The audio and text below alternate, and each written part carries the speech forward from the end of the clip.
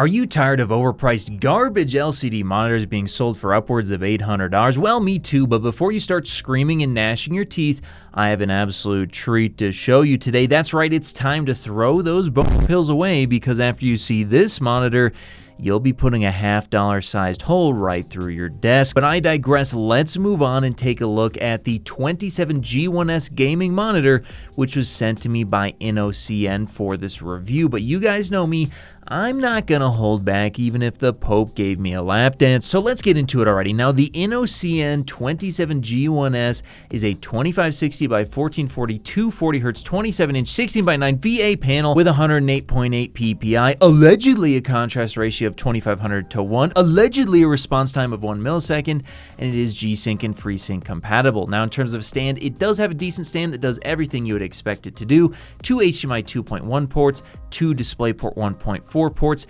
and it also has an audio jack, although beware, the plug-in for this thing is proprietary for the power plug, so don't lose it, but it is VESA mount compatible as well, so that's very good. Now, the price is where things get really wacky. After an $80 coupon on Amazon, it comes to just $295, and by the way, if you're interested in purchasing this, I will have it linked in the description as well as in a pinned comment, as for such a low price and for the specs that you're getting here, the value should be essentially unmatched by any other monitor I have seen thus far. The only question is, does it actually perform? So let's go ahead and start off by gazing at the color. Now, in terms of the white point, it was a little off out of the box, although thankfully with a spectrophotometer and colorimeter, I was able to get it to a D65 white point and correct the RGB values pretty well with a delta E of just 0.9. Now, if you do want access to all of my settings, not only for this monitor, but for all the monitors I ever review, I will have those linked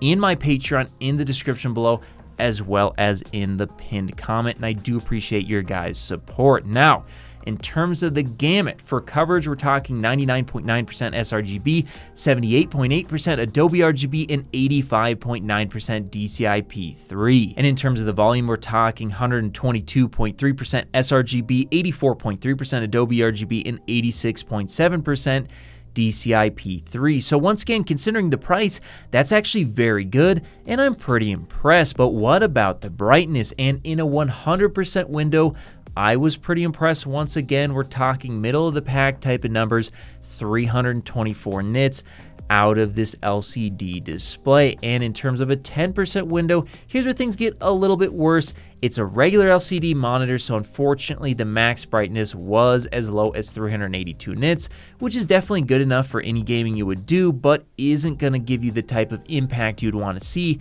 for really good HDR content. Now, the good news is the minimum brightness was very, very strong at just 0.05 nits, which actually gives it a contrast ratio of 6,160 to 1, which is significantly better than the reported 2,500 to 1. So very impressive stuff there. However, when it comes to HDR, although this thing does technically support HDR, I definitely would not consider this an HDR monitor, as it simply doesn't have any good local dimming support, and it's not OLED, and it also doesn't get necessarily that bright either. So again, it's just not going to be good for HDR, and I definitely would leave it in that SDR mode for compatibility reasons. Now, it also does not have any overclocking capabilities.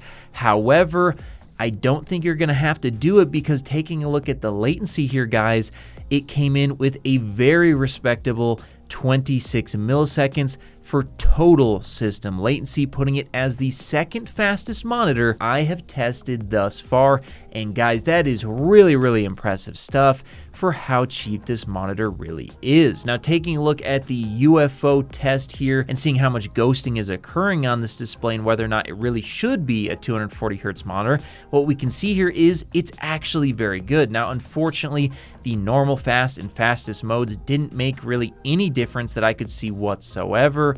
So hopefully with the future update, they actually will enable these settings to actually do something. But what I do want you guys to do is take a look at this and compare it to, first on the right, we have a 240Hz OLED monitor, which you can see is definitely more clear, and I would expect to see that. However, what I really want you to compare it to is the XZ273U, because this was previously what I considered to be the best value 240 Hz monitor. It wasn't perfect. It had a lot of dark level smearing. However, for the about $300 it was going for, it just had way better value than any other 1440p 240 Hz monitors I had seen thus far. But taking a look now at this new INNOCN 240 Hz 1440p monitor, you can definitely clearly see that it has far less issues with that dark level smearing, which means yes, in motion, even in dark scenes, this thing does look very, very good. And for $300,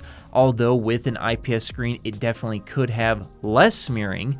Again, the value is absolutely incredible, and overall, the motion does look very, very good. Finally, taking a look at the power, draws 45.8 watts, so very respectable there.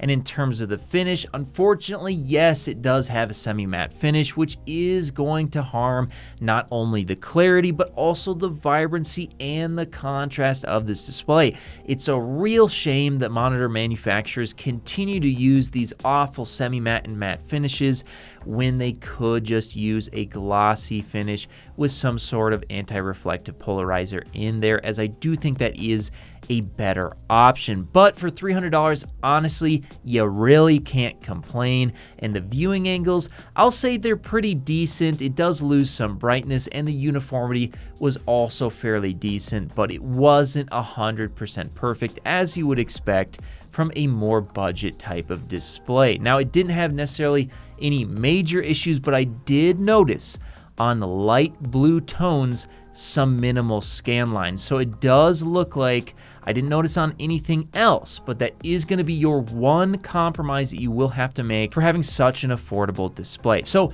as a conclusion, should you buy this display? And I'm going to say absolutely yes. If you are on a budget and you're looking for a high refresh rate monitor, this is far and away the best one I've seen thus far. For a regular LCD monitor, it's really, really impressive to see how clean it is in motion, how fast it is, and on top of that, how good the contrast ratio is as well. So I do highly, highly recommend that you go ahead and click that Amazon affiliate link in the description below and order one for anybody who's going to be building a new PC, or even if you're looking to upgrade your monitor as well, because again, that value is unbeatable, and there's nothing else I've seen thus far that comes anywhere close. Whether you're looking to connect a new console, gaming PC, or just need a fast and reliable HDMI cable to connect over long distances, RuPro has you covered with their RuPro 8K HDMI 2.1 fiber optic cable, available in sizes ranging from 3 to 165 feet, and can deliver a perfect full 48 gigabits per second connection